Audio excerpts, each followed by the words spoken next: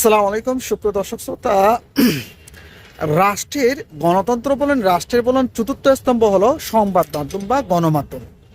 কিন্তু আমি জনাব তারেক রহমান আসছে এটা আমি করতেছি না। ইনি আসবে, ওনার পিতৃভূমিতে জন্মভূমিতে আসবে, এটা ন্যাচারাল, এটা স্বাভাবিক।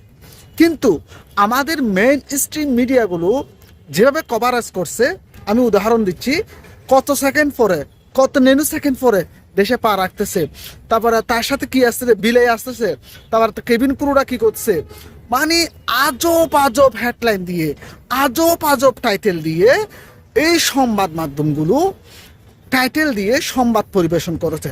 নট অনলি ইউটিউবার, এটা মেইন স্ট্রিম মিডিয়াগুলো এইরকম তারা হেডলাইন দিয়ে নিউজটা করেছে।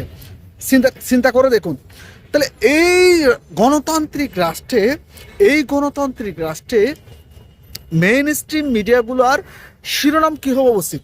গণতন্ত্র বলেন, একটা রাষ্ট্রের যে চতুর্থ স্তম্ভ গণমাধ্যম, তারা যে চতুর্থ স্তম্ভ হয়ে না ওঠার পিছনের আমাদের গণতান্ত্রিক যে গণতান্ত্রিক যে দ্বারা এটা ব্যাহত করতেছে এই গণমাধ্যমগুলো।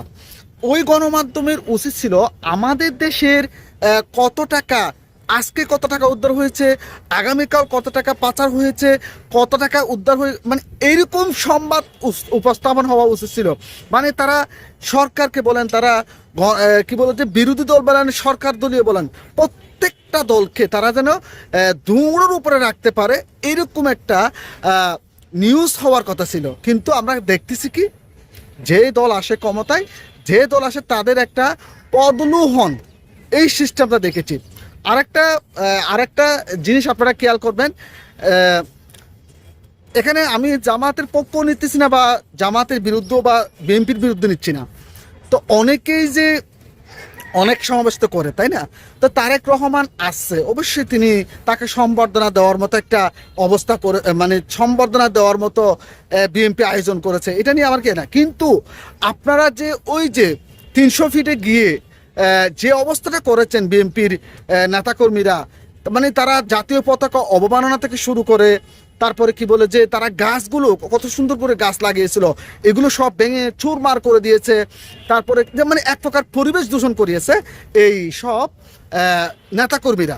তো আমাদের বিএনপির উচিত ছিল এমন একটা পরিবেশ বান্ধব তাদের আয়োজন, যেটা পরিবেশের সাথে সাংঘর্ষিক না হয়, পরিবেশ যাতে নষ্ট না হয়, সেটা তারা করেছে।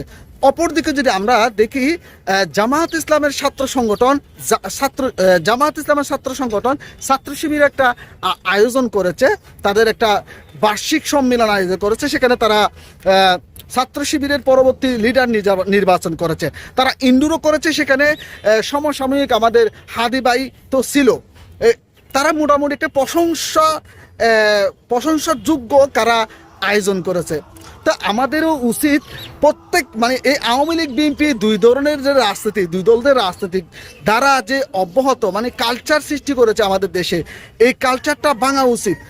পাশাপাশি এই যে জনদুর্ভোগ যেটা বলে, তো বিভিন্ন দেশে আমরা যদি ওয়েস্টার্ন কান্ট্রিতে দেখি, তাদের সিস্টেমটা হলো তারা রাজনৈতিক কর্মকাণ্ডগুলো তারা ইনডোর আয়োজন করার চেষ্টা করে। তো আমাদেরও উচিত ওই দ্বারা থেকে, মানে আমাদের জনদুর্ভোগ যে হয়, একটা সমাবেশ হলে পুরো শহর ব্লক হয়ে যায়, এই ব্লক হওয়া থেকে আমাদের বেরিয়ে আসতে হবে। আমাদেরকে ইনডোরের আয়োজন, মানে যে কোনো সংগঠনের, সেটা জামাত ইসলাম করুক, তারপরে কি বলে যে বিএনপি করুক, যে দলও করুক, তাদের উচিত এই যে ইনডোরের, মানে যে কোনো সাংগঠনিক কার্যক্রম, যে কোনো অনুষ্ঠান প্রোগ্রাম তারা যেন ওই ইনডোরও করে। তাহলে ন্যূনতম একটা মানুষ কেন কষ্ট পাবে? আমাদের রাজনৈতিক কার্যক্রমে একটা মানুষ কেন কষ্ট পাবে? আমরা অনেকেই নিশ্চয়ই দেখেছেন, এটা জামাত না, শুধু বিএনপি না, জামাতেরও আমি বলবো আপনাদের অনুষ্ঠানগুলো ইনডোরও করার চেষ্টা করুন। আমাদের ইসলামিক বক্তা মিজানুর রহমান আজাহার একটা উজ্জ্বল দৃষ্টান্ত স্থাপন করেছেন এবছর। তিনি যেই মাহফিলগুলো করতেছেন, বেশিরভাগ মাহফিল তিনি ইনডোরও করার চেষ্টা করতেছে।